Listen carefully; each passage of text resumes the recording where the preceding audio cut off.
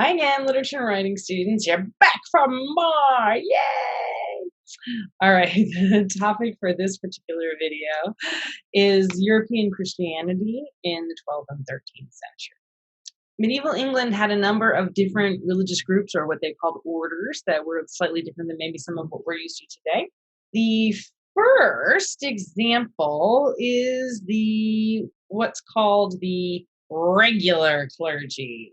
These are folks who just minister in your local and regional churches. They are in a hierarchy down from the Pope. You have the Pope, and then the archbishops, the bishops, the deacons, the priests, all of the sort of hierarchy of the regular church at the time. And those are folks who give mass, give sermons, minister to the poor, all of that sort of stuff that you might expect from your local church or your local parish priest.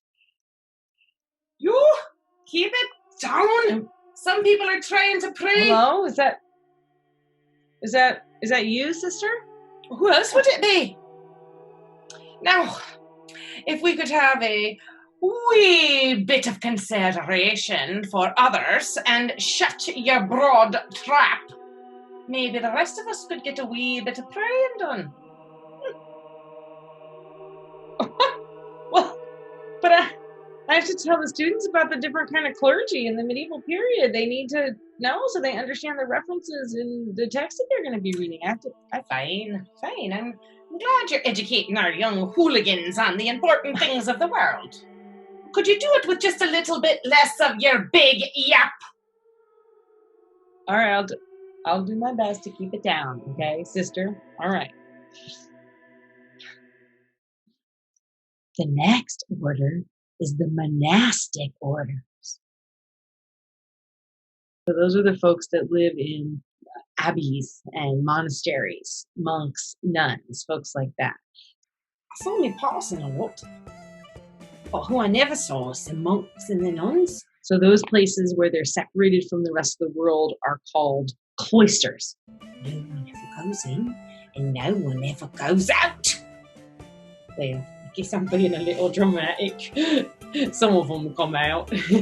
They're called outriders. Okay, I appreciate you clearing that up for us. Right. Thank you. Thanks a lot.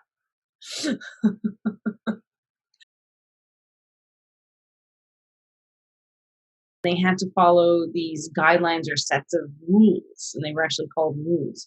And I've shown you there's Benedictine, Dominican, Franciscan, Cistercian, and often those rules required things like that they didn't have sex, that they took vows of poverty. Sometimes they would maybe take a vow of silence, depending on which order they were in. And above all, there's lots of prayer and meditation and contemplation of God.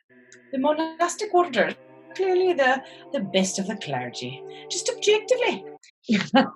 Well, I'm not surprised that you feel that way, sister. The contemplative life is far superior to all others. Yeah, there were a lot of folks who thought that, sister. You're right. The idea of living separately from the world and praying for others and spending your life in contemplation of God was kind of held up as an ideal for the most pious people to pursue. Some of these nuns are more interested in money than God. Oh, it's very disappointing. Well, you're very pious, sister. You take your vow of poverty very seriously. Unlike the monks at the monastery down the road, they've got so much gold you'd think they were a castle. Oh, well, it is true. The church grew to amass an extraordinary amount of wealth, which would come back to hurt them later when the Reformation happened and people started to get frustrated with the amount of corruption that they saw due to this sort of huge amount of wealth pouring into the church at the time.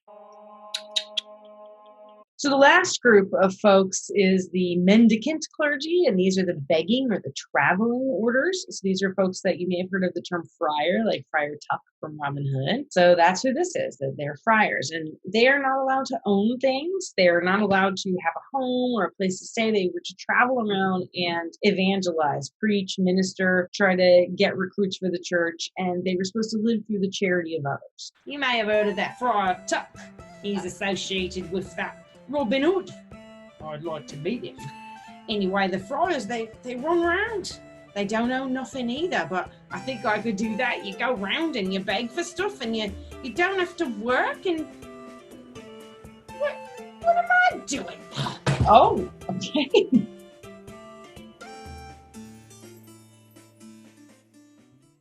All right, let me get back to our PowerPoint. In particular, one of the groups of mendicant clergy were known as pardoners, so like to pardon someone. And they had special license from the Pope directly instead of through like the normal hierarchical line through everybody else. And they were allowed to offer these things called pardons. And you may have also heard of them called indulgences. And an indulgence or a pardon was supposed to be a release from sin in exchange for some huge, generous act that of contrition that you did, or a generous donation to the church. Like maybe if you built a new cathedral, you would get an indulgence. And what they did is they were sort of released you from the need to do penance for your sin. In the Catholic system, one must do penance for one's sin. This is a way to avoid that penance or to essentially be absolved of that penance. And it started off as being things that people did that needed to be rewarded. Eventually, it turned into becoming something where you could kind of pay for a get out of sin free card, essentially. Like so, and that's when it started to become a problem and started to be abused, which is something that folks are going to get upset about later. And we'll talk about that later in this class as well. All right, and all of these different kinds of clergy are folks that Chaucer discusses in his Canterbury Tales, which we'll be reading later in this course. All right, so I wanted to give you a little bit of history about what's going to become Western European Christianity. So Christianity has a pretty long history. Before it gets to this point, there's a lot going on with the Roman Empire, and eventually it adopts Christianity, but also Christianity is practiced in the Byzantine world, and they practice it slightly differently. And over time, those tensions come to a head, and that happens around the same time as the Norman invasion of England. And you can see 1054 is a little bit earlier than that. But at that point, Rome and Constantinople have a permanent split. And the tensions that had happened between the various branches of Christianity hardened into that they became separate denominations entirely. So we have that split into what is now modern Eastern Orthodox Christianity versus Roman Catholic Christianity. And Roman Catholic is the kind that we're going to be talking about because that's the kind that ends up on the Western European side of things. So Rome for Roman. So Catholic is a term that means universal. It didn't mean what it means now, which is to distinguish Catholics from Protestants. And if you don't know what that is, don't worry, we'll get to it later in the Reformation.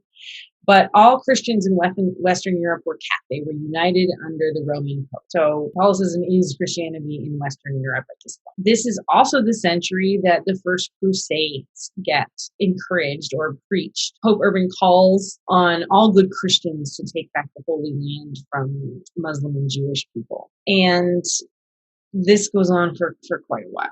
So if we take a look here at this map, you can see England up at the very top of the map. So this is a 12th century map, the age of the Crusades, right? So you can see England way far up here. And down here, this is where the Crusades had to go, right? So here's the little inset of it. This is Jerusalem. This is the area in question. But this entire area over here is the area where there was contact. So you can see it's quite a journey if you're going from England to go to the Crusades. Here's a medieval miniature depicting the Siege of Antioch. The miniature is from 1490, but it's depicting the First Crusade, which happened during the 11th century. So there were 9 various crusades continuing through the end of the 13th century here. 1272 is the 13th century. 1490 is the 15th century. That's how it works, because the 1900s were the 20th century. Now we're in the 2000s, and it's the 21st century. Because of the interaction that happened between cultures, even in a war zone, there are people that aren't actively at war, and there is interaction between the two cultures that come together. And there were moments of peace throughout the Crusades. So during those moments, cultural interaction happened. And in particular, a huge influx of advanced Arabic science and math began to circulate throughout Europe. The Arabic world was much further ahead in the areas of technology and science than the medieval European world was. So they absorbed the knowledge. Most of it came through Greek and Latin, ultimately translated, but it started to come in to England at that time. At the same time, because the Normans, as I mentioned before, had offered a national government which had the effect of stabilizing all of the tribal interactions, plus a lot of the folks who led the tribes had been wiped out. That stabilizes England, and then that allows not only for the population growth that I talked about in the last video, but it allows for things like universities to develop, which is exactly what happens. And this is a picture here of Oxford. And the universities, of course, started off in close connection with the church. They were technically part of the church at this time. They didn't become secular until much, much later. You know, I've never understood the Crusades. God said, "Thou shalt not kill." It's one of the commandments. But what are they doing? Killing. I don't understand it. I agree with you, sister. It doesn't sound very Christian to me. But medieval Europe was locked in a religious war for a long time. And there's still a lot of tension between Christians and Muslims throughout the globe. And some people don't really understand that why there's so much tension and challenge between those two religious groups in a lot of ways. And I think it's because maybe they don't understand how far back the history of the interaction between the various groups goes. It's quite a complicated, long, and violent history. And it's not surprising that it's hard to work that out when it's been going on for hundreds and hundreds of years. Now, I'm going to show you some other pictures there of the Crusades, but I would like to warn you that they are violent. I kept these at the end so that you could get all the rest of the information that you needed before this. So if that's something that you don't feel comfortable looking at, then you should go ahead and stop the video now. So here's an example of a 13th century depiction of atrocities that Crusaders committed, and they did so because they felt like it was okay as long as the people weren't Christian. Here's another picture depicting people getting ready to behead someone, and then pictures of heads being thrown over a wall for intimidation purposes. So one of the things then that happens is that folks are beginning to dehumanize one another in various ways. So they start to dehumanize their enemies and no longer see them as people. And this is different what we saw in the Anglo-Saxon period, for example, with the way that they talked about their Viking foes. They did dehumanize them in the sense of calling them slaughter wolves, but there was also a sense of respect, I think, in a sense of like that these are actually great warriors too, and we respect that. At least that's how it's represented in literary text. That is not the case here. This is where we see the more violent othering. We're going to dehumanize, and then that's going to allow us to do anything that we want to.